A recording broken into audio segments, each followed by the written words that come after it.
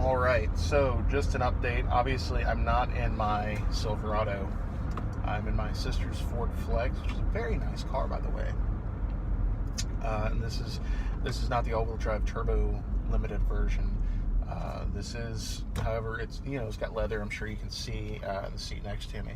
So, what happened after the other video was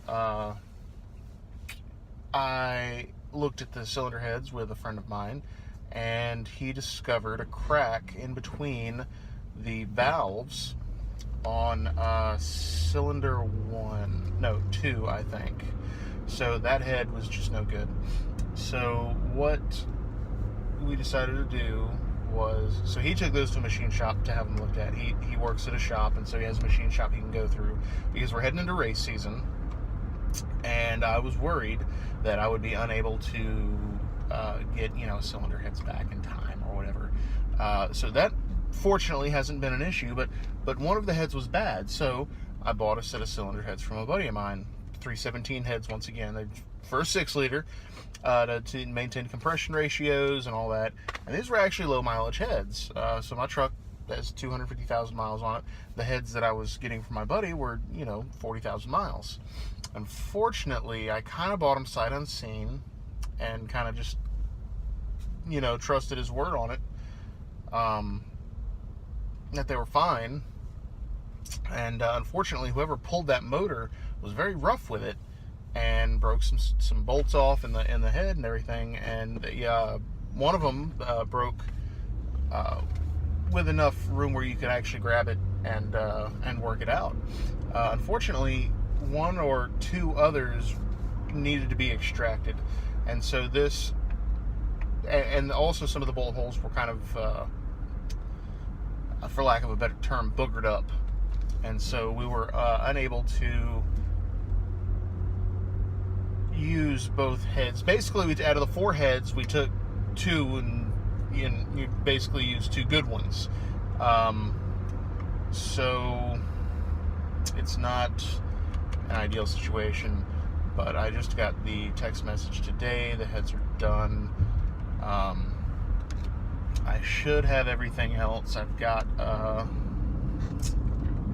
I did just order some new header bolts in, and so we're gonna try that out. We're gonna put it all back together, and I've got to change the valley pan gasket. I've got to change the lifters out, put the new lifter trays in, and I've got to put the new oil pressure sensor in before I really start trying to bolt the heads down. So that's kind of where we're at,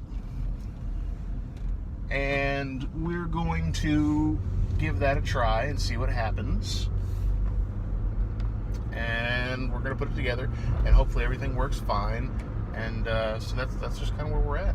So this is the update. I know I've had a couple of people ask me about an update, and so there we are. This Ford Flex, it must have been an old woman's car.